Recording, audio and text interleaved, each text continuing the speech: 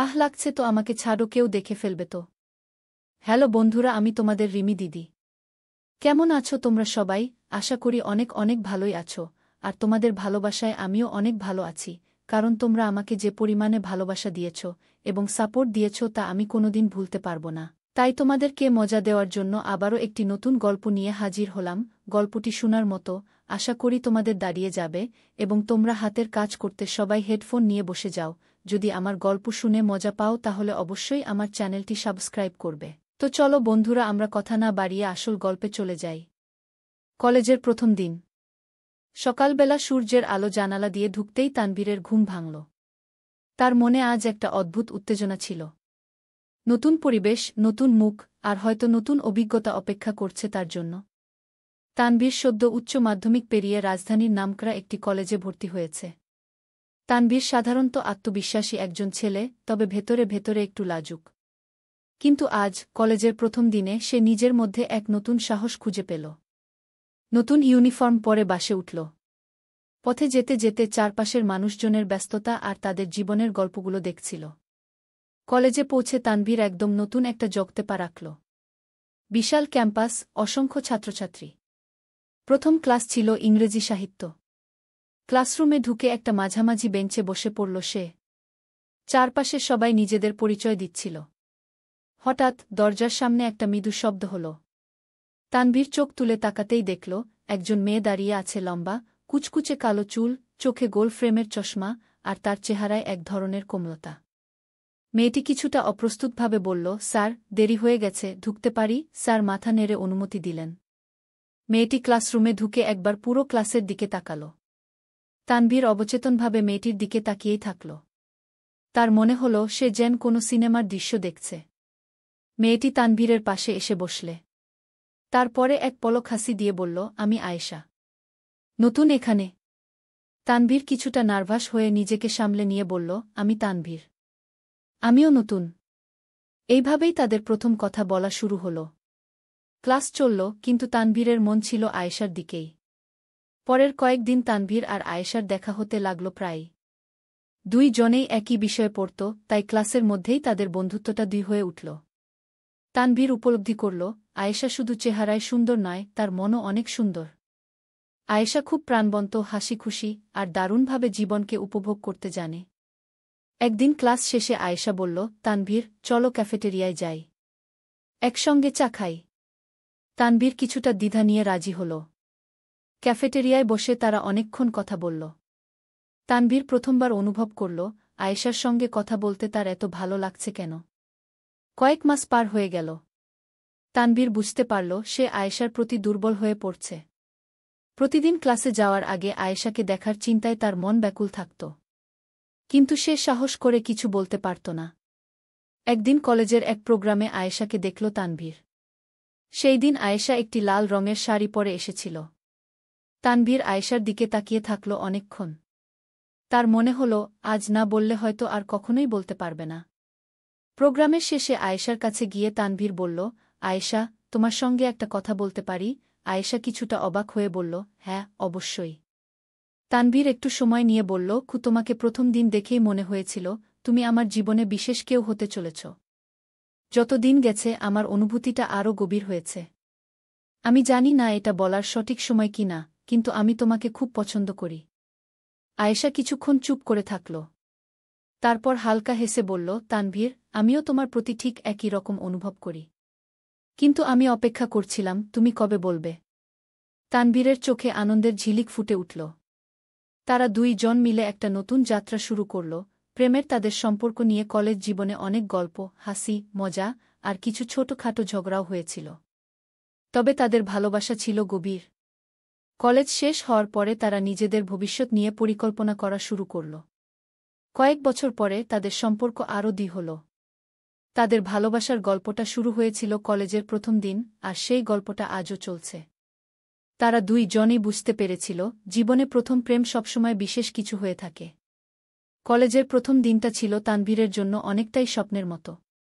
উচ্চমাধ্যমিকের গণ্ডি পেরিয়ে দেশের সেরা কলেজে ভর্তি হওয়াটা তার জন্য যেমন আনন্দের, তেমন নতুন পরিবেশের ভিতরে ঢুকে পড়ার ভয়ও ছিল। সকালে বাসা থেকে বেরিয়ে ক্যাম্পাসে পা রাখা মাত্রই সে বুঝল এখানকার জীবন একদমই আলাদা। বিশাল ক্যাম্পাস, অজস্র মানুষ, আর জেন এই এক নতুন পৃথিবী। তানভীর ধীরে ধীরে ক্লাসরুমে গিয়ে একটা মাঝের বেঞ্চে গিয়ে বসে। ক্লাস শুরু হতে না হতেই দরজায় একটি মেয়ের উপস্থিতি তানভীরের মনোযোগ কেড়ে নেয়। মেয়েটি ধীরে ধীরে ক্লাসরুমে ঢুকে স্যারের কাছে দেরি হওয়ার জন্য ক্ষমা চাইল। তারপরে একবার চারপাশে তাকিয়ে একটা ফাঁকা জায়গা খুঁজে নিয়ে তানভীরের পাশেই বসে। মেয়েটির চেহারায় এমন এক কোমলতা আর আত্মবিশ্বাস ছিল যা তানভীরকে মুহূর্তেই মুগ্ধ করে। আমি আয়েশা, হালকা হেসে বলল মেয়েটি। তানভীর নিজের নামটি বলতে গিয়ে একটু নার্ভাস হয়ে পড়ল। এইভাবেই তাদের প্রথম আলাপ। তানভীর বুঝতে পারল এই মেয়ে তার জীবনের অন্যতম স্মরণীয় কেউ হতে চলেছে। দিন যতই এগোতে থাকল তানভীর আর আয়েশার বন্ধুত্ব ততই গভীর হতে লাগল।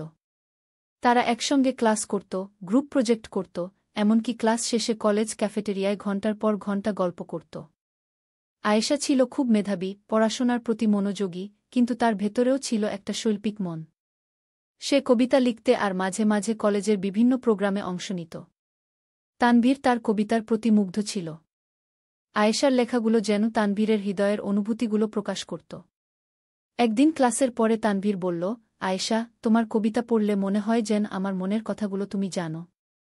আয়েশা হেসে বলল, মনে হয় আমাদের চিন্তাগুলো কোথাও না কোথাও মিল আছে। এই কথায় তানভীরের মনে এক নতুন অনুভূতির জন্ম নিল। তানভীর ধীরে ধীরে উপলব্ধি করতে শুরু করল যে আয়েশার প্রতি তার অনুভূতিটা শুধুমাত্র বন্ধুত্বের নয়। তার হৃদয় যেন প্রতিদিন আয়েশার হাসির অপেক্ষায় থাকে।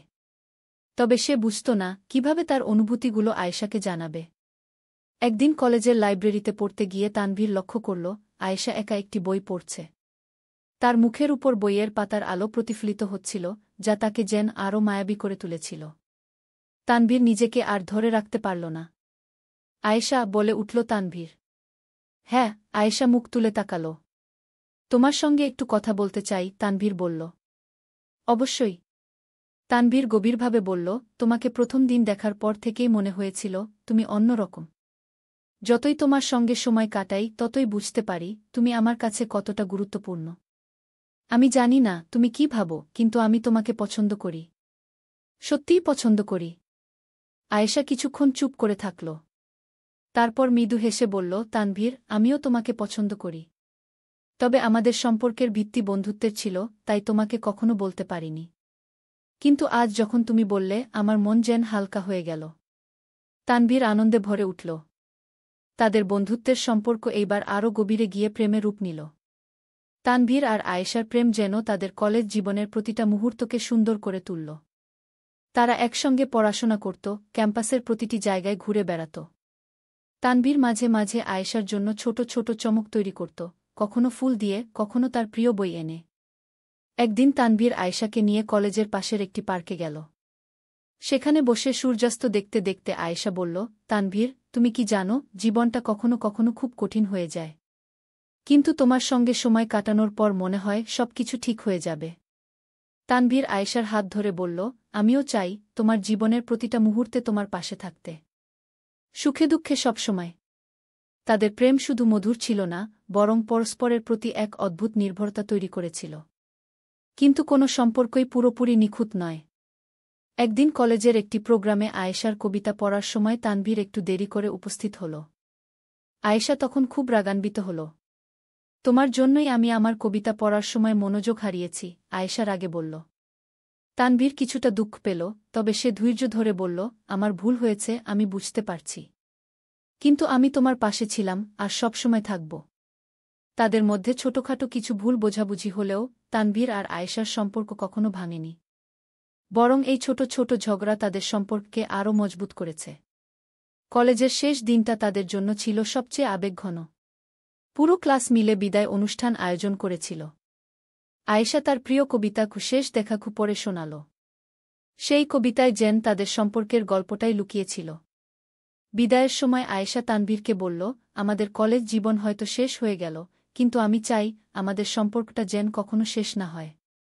তানভীর বলল, আমিও চাই আমাদের এই গল্পটা জীবনের গল্প হয়ে উঠুক। তানভীর আর আয়েশার প্রেম শুধু কলেজ জীবনের মধ্যেই সীমাবদ্ধ থাকেনি। তারা পরবর্তী জীবনে একে অপরকে আগলে রেখেছিল। তাদের ভালোবাসার গল্পটা ছিল একদম সাদাসিধে তবে গভীর অনুভূতিতে ভরা। আজও তানভীর আর আয়েশা তাদের সন্তানদের কাছে এই গল্পটি বলে।